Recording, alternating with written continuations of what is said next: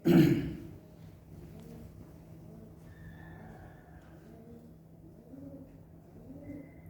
शास्त्र के विद्यार्थियों का इस नए वीडियो में स्वागत है। विद्यार्थियों से पिछले वीडियो लेक्चर तक मैंने सुकरात के विषय में कुछ चर्चा की थी। हमने ये चर्चा की थी कि किस प्रकार से सुकरात के लिए मुख्य प्रश्न नैतिकता का प्रश्न है। नैतिकता के ह्रास के लिए वह किन चीजों को उत्तरदायी मानता है, सोक्रेटिक आयरनी क्या चीज है और किस प्रकार से सद्गुण ज्ञान है और ज्ञान सद्गुण है।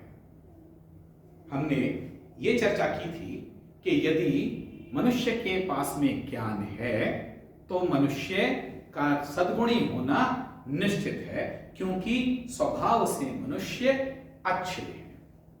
अब हम इसके आगे की कुछ चर्चा करेंगे। देखिए, जब एक बार यह स्वीकार किया गया कि सद्गुण ज्ञान है, तो प्रश्न ये उठता है कि क्या मनुष्यों को सद्गुणी बनाया जा सकता है। मूल समस्या तो यही है ना कि आखिरकार व्यक्ति सद्गुणी किस प्रकार हो। क्या मनुष्यों को सद्गुणी बनाया जा सकता है। सुकरात ने कहा कि सद्गुण ज्ञान है, और क्योंकि ज्ञान की शिक्षा दी जा सकती है, अतः सद्गुण भी शिक्षणीय है। मनुष्य को शिक्षित करके सद्गुणी बनाया जा सकता है। यानी कि शिक्षा और ज्ञान, यह दो और वस्तुतः एक कुंजी हैं जिससे कि समाज का नैतिक उत्थान हो सकता है, या केवल शिक्षा और ज्ञान ही ऐसी चीजें हैं जो आवश्यक भी हैं और पर्याप्त भी हैं मनुष्य को और मनुष्य के समाज को सद्गुणी बनाने के लिए। हमने ये भी देखा कि सुकरात स्वयं कोई उत्तर प्रस्तुत नहीं कर रहा है, बल्कि वह कुछ प्रश्न उठा रहा है, और उन प्रश्नों के माध्यम से जो उत्तर वह आमंत्रित करता है उसमें कुछ ज्ञान की बात, कुछ निष्कर्ष छिपे होते हैं।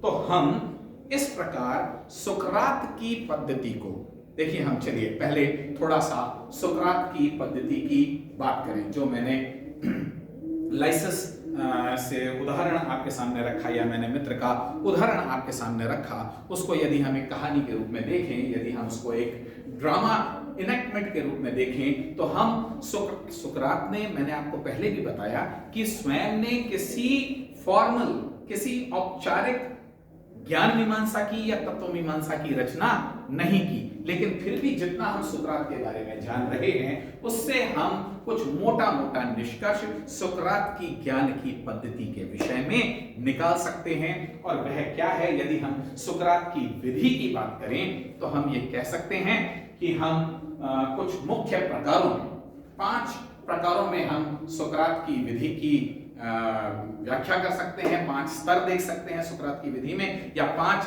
चरण देख सकते हैं किसी सत्य की खोज के प्रति प्रयुक्त होने वाली पद्धति में। पहली चीज क्या है? सबसे पहली चीज ये है कि सुकरात अपनी शैली में, अपनी अप्रोच में स्केप्टिकल है। स्केप्टिकल है का मतलब क्या है कि वह संशयवादी है। हम यदि पुराने वाले, जो इससे पहले वाला हमारा वीडियो था, उसमें मित्र की कहानी को याद करें तो हम ये देखेंगे कि सुकरात ये विश्वास करके नहीं चल रहा है कि जो सामान्यतया मित्र की परिभाषा के बारे में या मित्र के संप्रत्यय के बारे में समझा जाता है वह सही है। वह जो जानता है उसको संशय की दृष्टि से देखता है। वह मित्र के संप्रत्यय के ऊपर संशय करता है और अपने संशय को वह अनेक लोगों के सामने प्रस्तुत करता है। वह किसी भी चीज को प्रदत्त मानकर नहीं चलता। वह यह स्वीकार करके चलता है कि मान लीजिए यदि इसमें कोई प्रश्न खड़ा हो सकता हो या कोई प्रश्न किया जा सकता हो तो प्रश्न के माध्यम से इस समस्या को, इस जिज्ञासा को कैसे प्रस्तुत किया जाए। अतः वह मित्र जैसी बहुत ही सामान्य और साधारण अवधारणा के ऊपर भी प्रश्न करता है। ये हम उसका प्रस्थान बिंदु कह सकते हैं। वह किसी भी चीज को जैसी दिखाई दे रही है या जैसी समझी जाती है या जैसी मान्यता है वह उसको वैसा स्वीकार नहीं करता। बहुत आगे जाकर के जो आपके सिलेबस में भी नहीं है हम ये देखेंगे कि फिनोमेनोलॉजिस्ट यानी कि जो हुसल वगैरह की परंपरा है या मध्यकाल में हम ये देखेंगे मिडाइवल फिलॉसफी में रैशनलिस्ट में देखा इस पद्धति को या कम से कम पद्धति के इस चरण को अपने दर्शन शास्त्र में एम्प्लॉय करते हैं। वो ये कहते हैं कि 1 मिनट के लिए या कुछ समय के लिए ही सही हम हमारी धारणाओं को निरस्त कर दें, उनके ऊपर प्रश्न उठाएं। तो सुकरात सर्वप्रथम क्या काम करता है? जो प्रचलित धारणाएं हैं उनको वह प्रश्नों के दायरे में लाता है। दूसरी बात क्या है कि सुकरात की पद्धति कन्वर्सेशनल है। कन्वर्सेशनल का क्या मतलब है कि वह संवाद करता है, वह दूसरों के मत को जानने का प्रयास करता है। और दूसरों के मत को जानने का मतलब क्या है कि जितने भी मत संभव हैं उन सभी मतों को एकत्र करके कोई निचोड़ निकालने का प्रयास करता है। तो हम क्या कहेंगे कि सुकरात की पद्धति का पहला चरण, सुकरात ने कोई भी औपचारिक पद्धति नहीं दी है। हम सुकरात ने जिस प्रकार से दर्शन किया या जिस प्रकार से जीवन जी करके बताया, दार्शनिक जीवन जी करके बताया, उसमें से हम ये कुछ बातें निकाल सकते हैं। तो सबसे पहले वो स्केप्टिकल है, दूसरे चरण में हम ये कह सकते हैं कि वो कन्वर्सेशनल है, तीसरे चरण में हम ये कहेंगे कि वो कंसेप्चुअल या डेफिनेशनल है। अब तीसरे चरण में आकर के वह किसी अवधारणा का, किसी संप्रत्यय का या किसी परिभाषा का निर्माण करने का प्रयास करता है। एक्स ने, वाई ने, जेड ने, सबने अपने मत रखे और उन सभी मतों में जो जो आलोच्य बिंदु थे उनको प्रकाश में लाया गया। जो चीजें आवश्यक नहीं थी उनको हटा दिया गया और जो चीजें आवश्यक समझी गई उनको वहां रखा गया। तो इस प्रकार हम ये कह सकते हैं। तो ये जो डेफिनेशन है, देखिए इसके बारे में भी ये चीज मान लें कि ऐसा नहीं है कि सुकरात ने ये कह दिया कि मैंने आज ये डेफिनेशन दे दी और ये डेफिनेशन सर्वमान्य है। वो स्केप्टिकल टेंडेंसी जो कि प्रस्थान बिंदु में हमने देखी थी वो तो फिर भी बनी रहेगी, उसके बारे में, उसके विषय में पुनः चिंतन हो जाएगा। लेकिन यदि हम किसी एक चर्चा को लेकर के आगे चलते हैं तो जिस डेफिनेशन की हम बात कर रहे हैं ये डेफिनेशन सुकरात के हिसाब से बहुत ही काम चलाऊ डेफिनेशन है। इसके आगे सुकरात क्या काम करता है? इसके आगे सुकरात इंडक्टिव मेथड, आगमनात्मक का मतलब क्या है कि वह बहुत सारे जो धारणाएं हैं और अवधारणा के जो विभिन्न पहलू हैं उनको वह एकत्र करता है। और इस प्रकार से हम ये कह सकते हैं कि उसका जो मेथड है वो एम्पिरिकल, आनुभाविक है। वो ना केवल धारणाओं को इकट्ठा कर रहा है, ना केवल वो परिभाषा का निर्माण कर रहा है, परिभाषा का टेंटेटिव परिभाषा का निर्माण करने के उपरांत वह उनको उस परिभाषा को विशिष्ट दृष्टांतों पर लागू करके देखता है। देखिए मैं कोई अवधारणा बना लूं और वो अवधारणा मेरी यथार्थ से मेल न खाती हो तो मेरी ऐसी अवधारणा किसी काम की अवधारणा नहीं है। यदि एक भी दृष्टांत या एक भी प्रसंग मुझको अवधारणा के विपरीत दिखाई पड़ेगा तो मेरा संप्रत्ययन, मेरी अवधारणा, जिसको मैं बहुत सरल शब्दों में कहूं कि मेरी समझ एक आधी अधूरी समझ होगी। तो सुकरात क्या काम कर रहा है कि वह जो काम चलाओ परिभाषा उसने डेवलप की है उसको वह प्रयुक्त करके देख रहा है विभिन्न दृष्टांतों पर। देखिए भाई, फलाने व्यक्ति को आप मित्र कहेंगे या नहीं कहेंगे? नहीं, देखिए इसको भी मित्र तो कहा जाना चाहिए। यद्यपि परिभाषा की चीजें लागू नहीं हो रही हैं तो पुनः पीछे जाकर के अपनी परिभाषा को रिवाइज कीजिए, संशोधित कीजिए, तभी आप ज्ञान के पद पर अग्रसर होंगे। और फिर पांचवा चरण जिसको हम ये कहते हैं कि वो डिडक्टिव है। एक बार आपने एक मानक परिभाषा, देखिए मैंने कहा ना कि सुकरात के लिए कोई फाइनल मानक नहीं है, लेकिन किसी एक प्रसंग में आप किसी एक मानक तक पहुंचते हैं। फिर आप ये देखते हैं कि यदि उस मानक से सभी दृष्टांतों की, सभी विशिष्ट एग्जाम्पल्स की व्याख्या भली प्रकार होती है, तो आप डिड्यूस करके देख लेते हैं कि देखिए मैंने फला विषय की फला अवधारणा निर्मित की है, मैं फला विषय को फला तरीके से परिभाषित करता हूं और इस परिभाषा से कोई भी इसका दृष्टांत इसकी परिधि के बाहर नहीं जाता है, समस्त विशेषों की व्याख्या मेरी अवधारणा कर रही है।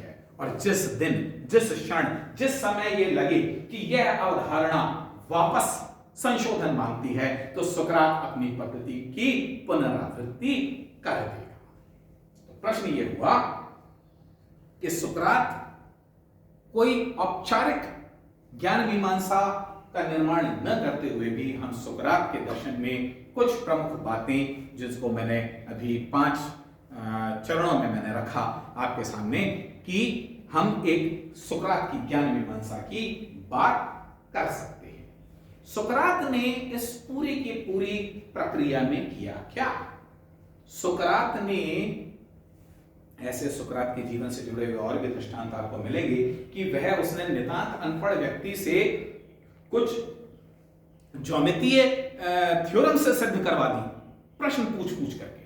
तो प्रश्न करने की कला और सही प्रश्न को उठाने की कला और प्रश्न को सही प्रकार से उठाने की कला दर्शन शास्त्र का एक बहुत महत्वपूर्ण टूल होता है। यदि आप प्रश्न को लोकेट कर पाए और उस प्रश्न को आप ठीक तरीके से उठा पाए, तो आप दर्शन शास्त्र, एक आप अच्छे दर्शन शास्त्री हो सकते हैं। सुकरात ने यही कला हमें सिखाई है। सुकरात ने, देखिए इसको इंटेलेक्चुअल मिडवाइफरी कहा गया। इंटेलेक्चुअल मिडवाइफरी को हम क्या कह सकते हैं? आपने देखा कि जैसे आप जानते हैं कि एक माता है जो शिशु को जन्म देती है और वह दाई की सहायता से शिशु को जन्म देती है। सामान्य, मतलब मैं कोई एक्सेप्शंस की बात नहीं कर रहा हूं। तो आजकल मॉडर्न टाइम्स में हम बात करते हैं तो हॉस्पिटल और नर्स और डॉक्टर और जो भी तमाम चीज की बातें हैं, किंतु माता को जब शिशु को जन्म देने का समय होता है तो एक दाई होती है, जो दाई क्या कार्य करती है? दाई उस शिशु के जन्म में सहायता करती है। दाई शिशु को जन्म नहीं देती है, शिशु तो अपनी मां की कोख से ही जन्मता है, लेकिन दाई क्या काम करती है? वहां पर जो शिशु अजन्मा है उसके जन्म में सहायक होकर के उसके पैदा होने की प्रक्रिया को आसान बनाती है, उसके जन्म को संभव बनाती है। उसके जन्म का कारण नहीं होती, लेकिन उसके जन्म में सहायक होती है। ठीक उसी प्रकार सुकरात क्या कह रहा है, या सुकरात की हम दर्शन में क्या देखते हैं कि वह एक इंटेलेक्चुअल मिडवाइफरी का पक्षधर या पोषक है। वह किसी को ज्ञान दे नहीं रहा है, वो ज्ञान का दाता नहीं है, वो कोई ज्ञान की बात इस तरीके से बता भी नहीं रहा है किसी को कि आज मैं आपको ऐसा मंत्र दे देता हूं, या मैं आज आपको ऐसा सिद्धांत दे देता हूं, या मैं आपको यह बता देता हूं कि सत्य क्या है। वह जो सत्य सभी आत्माओं में निहित है, जो ज्ञान, जिसको प्लेटो आगे जाकर के कहेगा कि आत्मा में ज्ञान तो शाश्वत रूप से वास करता है और केवल हमारी बुद्धि जो है उसको पहचानने में सहायक होती है। इस इंटेलेक्चुअल मिडवाइफरी को प्लेटो बहुत आगे के स्तर तक ले जाएगा, लेकिन सुकरात के स्तर तक बात हम ये कहेंगे कि जिस प्रकार दाई बच्चे को जन्म नहीं देती बल्कि उसके जन्म में सहायक होती है, उसी प्रकार से इंटेलेक्चुअल मिडवाइफरी ज्ञान को जन्म नहीं देती लेकिन ज्ञान के प्राकाट्य में सहायक होती है। तो हम सुकरात की पद्धति को इंटेलेक्चुअल मिडवाइफरी भी कहते हैं। मैं समझता हूं कि सुकरात के विषय में जो महत्वपूर्ण और जो आवश्यक चर्चा थी हमने की। मैं आपको अपना परिचय दे चुका हूं 2-3 वीडियोस पहले ही। आपको यदि ऐसा लगता है कि आपको ऐसा लगना चाहिए, आप जब चाहें मुझसे फ़ोन पर बात कर सकते हैं, व्हाट्सएप के माध्यम से मुझसे जुड़ सकते हैं। और थोड़े दिनों में आपको स्लाइड्स भी उपलब्ध होने लग जाएंगी। आप जो पुस्तकें मैंने बताई हैं उसके अनुसार अपना सिलेबस जो आपका यूनिवर्सिटी द्वारा प्रदत्त है उसके अनुसार आप अध्ययन कीजिए। आगे जाकर के हम सिस्टम्स की बात करेंगे। सुकरात की जो यूनानी परंपरा सुकरात के बाद में आती है उसमें दो विश्व के महानतम दार्शनिक जिनको आज तक माना गया है, सुकरात का शिष्य प्लेटो और प्लेटो का शिष्य अरस्तु आते हैं। हम अब धीरे धीरे इन सभी दार्शनिकों को आगे पढ़ेंगे। अभी के लिए इतना ही। धन्यवाद।